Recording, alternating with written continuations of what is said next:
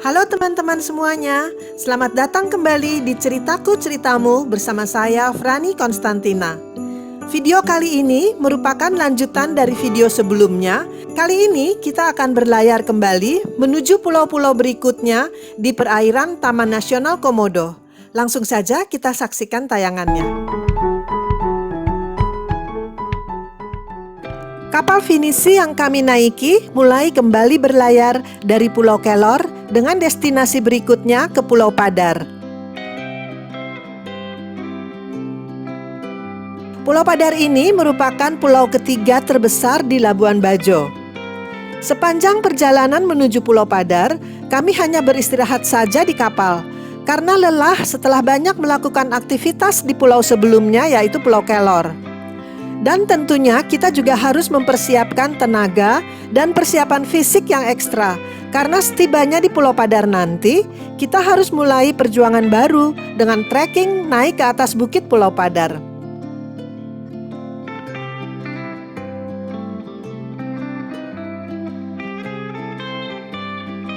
Tiba di Pulau Padar, hari sudah menjelang sore. Segera kami berkemas agar peralatan memotret tidak ketinggalan dan siap untuk merapat ke tepi pantai dengan menggunakan boat kecil. Perjuangan untuk naik ke atas bukit Pulau Padar pun dimulai. Kita harus berjuang selangkah demi selangkah menaiki anak tangga yang entah berapa ratus anak tangga jumlahnya ini. Tinggi sekali. Sekali saya berhenti untuk istirahat sejenak sambil memotret keadaan sekitar agar tetap semangat untuk dapat mencapai puncak Pulau Padar.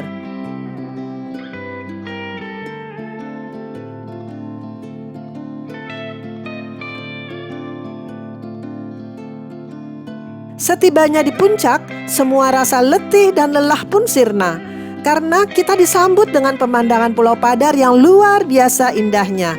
Semua rasa lelah pun terbayar lunas.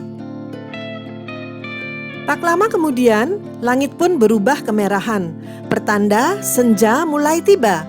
Ini merupakan saat yang ditunggu-tunggu. Karena menikmati matahari terbenam di puncak ini merupakan sebuah momen yang luar biasa. Tak lupa juga kami berfoto selfie agar dapat mempunyai kenangan indah ketika berada di Pulau Padar ini. Ketika waktunya untuk kembali ke kapal pun, kami tidak lupa juga memotret Milky Way yang diambil dari area dermaga.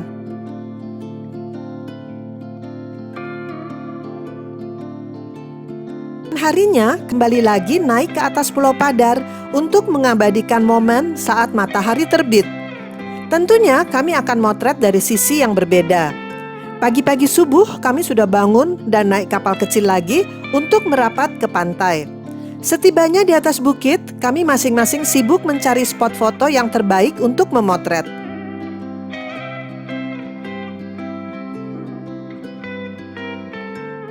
Ketika hari sudah semakin siang, tampak banyak pengunjung lain mulai berdatangan. Dan gantian kami turun kembali ke kapal untuk sarapan, mandi, dan istirahat sejenak sambil menyiapkan fisik agar tetap fit dan semangat tiba di destinasi berikutnya, yaitu Pulau Komodo.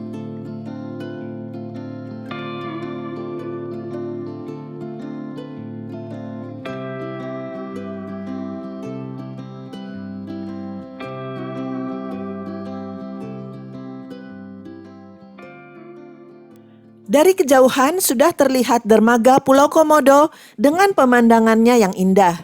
Sepertinya masing-masing pulau di sekitar Taman Nasional Komodo ini mempunyai keindahan alam dan daya tarik sendiri-sendiri. Pulau Komodo adalah pulau terbesar di kawasan Taman Nasional Komodo dan merupakan tempat habitat asli komodo. Turun dari kapal, dengan penuh semangat kami pun berjalan beriringan dari dermaga masuk ke area kawasan Taman Nasional Komodo ini. Meskipun cuaca terasa cukup panas, namun terasa teduh karena banyak pohon-pohon rindang di sepanjang jalan dan juga toko-toko cenderamata yang berjejer hingga kami tiba di pos pertama untuk membayar tiket masuk.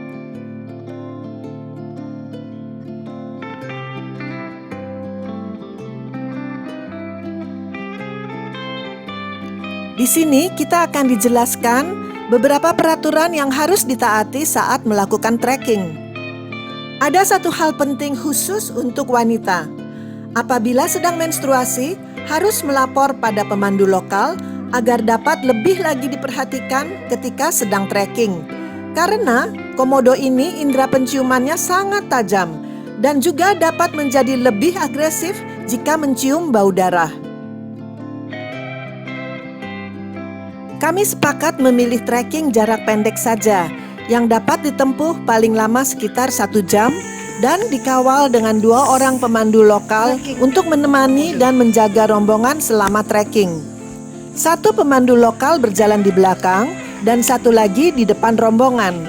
Pemandu lokal ini sudah terlatih menghadapi komodo. Mereka dilengkapi dengan senjata untuk menghadapi komodo berupa tongkat bercabang.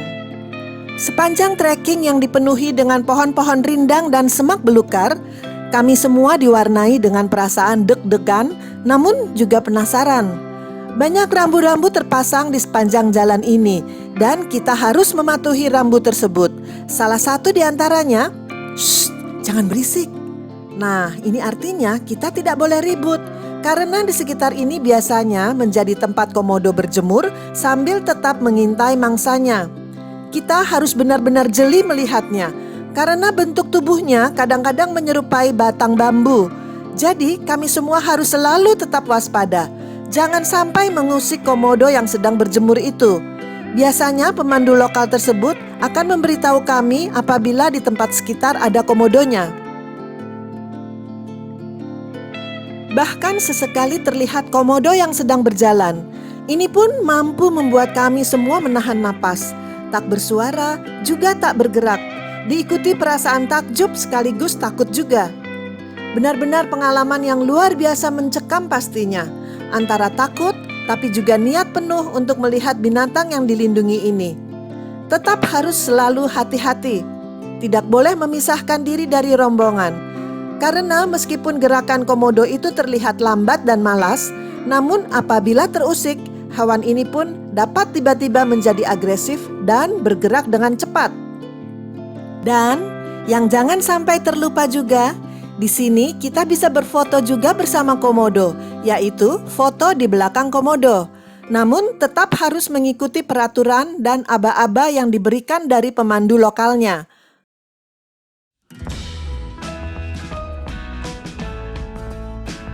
Sebelum naik kembali ke kapal, kami sempatkan juga untuk berfoto bersama agar mempunyai kenangan yang sungguh sangat berkesan di tempat ini.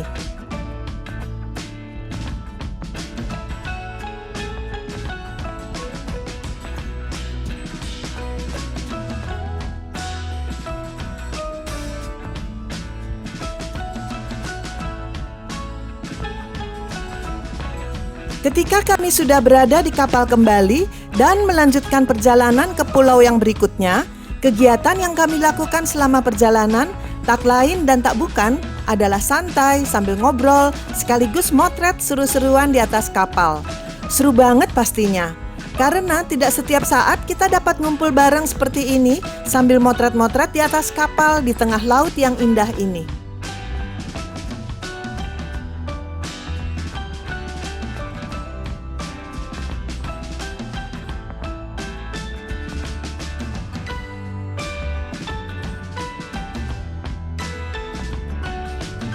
Puas dengan motret seru-seruan, beberapa teman akhirnya snorkeling di spot snorkeling yang kita lewati. Aku tidak ikut snorkeling bersama mereka, karena lumayan cukup letih beberapa kali naik mendaki ke atas bukit dan juga trekking. Jadi saya hanya memandang keseruan mereka bermain air di tengah laut dari atas kapal.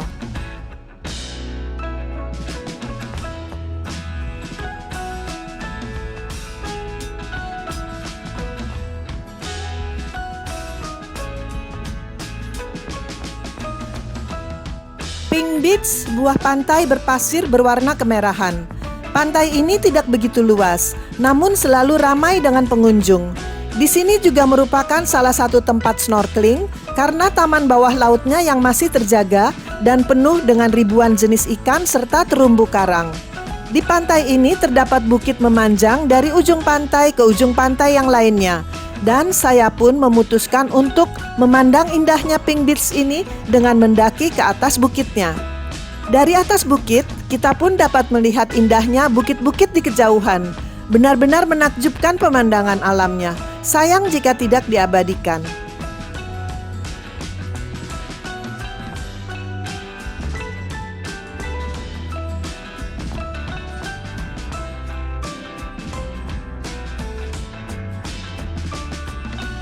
Perjalanan akhirnya tiba di Pulau Kalong dan kami berencana untuk menikmati matahari terbenam di Pulau Kalong ini. Hari masih terang ketika tiba di sini dan sambil menunggu saatnya sunset, kita pun turun menepi menuju pantai.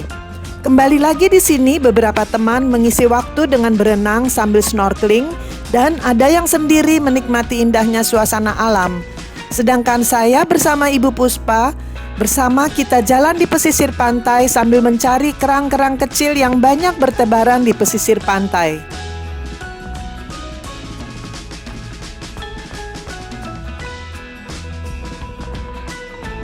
Ketika langit sudah terlihat mulai kemerahan, kami pun segera kembali ke kapal agar bisa menikmati indahnya suasana matahari terbenam dari atas kapal. Dan juga saat itu ada pemandangan yang sangat menakjubkan, yaitu ratusan kalong atau kelelawar secara bersamaan keluar dari rumahnya di Pulau Kalong ini dan terbang di atas langit yang berwarna kemerahan. Indah pemandangannya. Namun saya hanya sempat mengabadikan momen tersebut sebentar saja, karena terkesima dengan indahnya keadaan.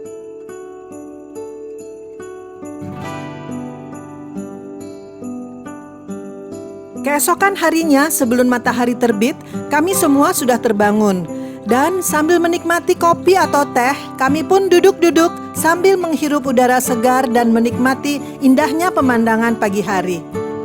Kapal pun sejak pagi-pagi sekali sudah bergerak, berlayar kembali setelah semalam kita menginap di perairan di sekitar Pulau Kalong. Ketika matahari sudah menampakkan sinarnya, mulai lagi kesibukan di atas kapal terjadi. Semua tidak ingin kehilangan momen memotret dari atas kapal dikala matahari terbit. Secara bergantian, masing-masing pun siap menjadi modelnya, meski kami semua belum sempat mandi di pagi hari. Seru, asyik, dan menyenangkan sekali kebersamaan yang terjalin di antara kami semua. Sungguh merupakan pengalaman yang sangat berbeda, menikmati indahnya suasana matahari terbit di tengah laut.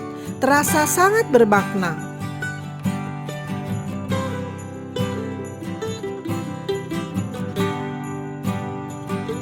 Dalam perjalanan kembali ke Pelabuhan Labuan Bajo, kami singgah sejenak ke desa nelayan di Pulau Mesa dan bertemu dengan penduduk setempat. Mereka semua menyambut kedatangan kami dengan hati riang gembira dan sangat ramah. Baik anak-anak maupun orang tuanya, semua senang dengan kehadiran kami di pulau tersebut.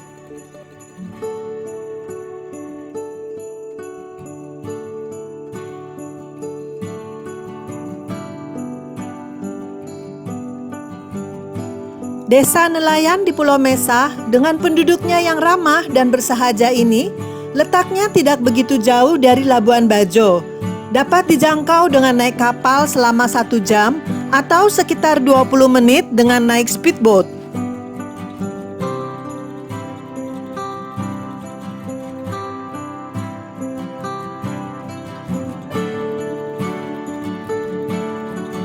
Akhirnya kapal pun tiba kembali di Pelabuhan Labuan Bajo.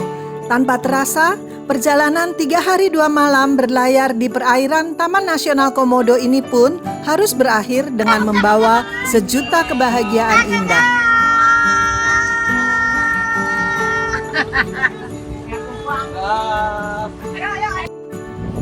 Kita sudah tiba kembali di Pelabuhan Dermaga Labuan Bajo. Setelah menikmati Komodo trip selama 3 hari 2 malam. Ya, Bu Puspa, sampai jumpa lagi. Mana nih Pahar? Tuh Pahar tuh. Pahar udah jangan pagi-pagi jangan gedor-gedor ya. Sunrise. Enak aja. Terima kasih untuk teman-teman yang sudah menyaksikan tayangan Ceritaku Ceritamu berlayar ke Pulau Komodo dan sekitarnya ini. Jangan lupa klik subscribe jika Anda belum subscribe, agar kita dapat jumpa kembali di video ceritaku ceritamu selanjutnya.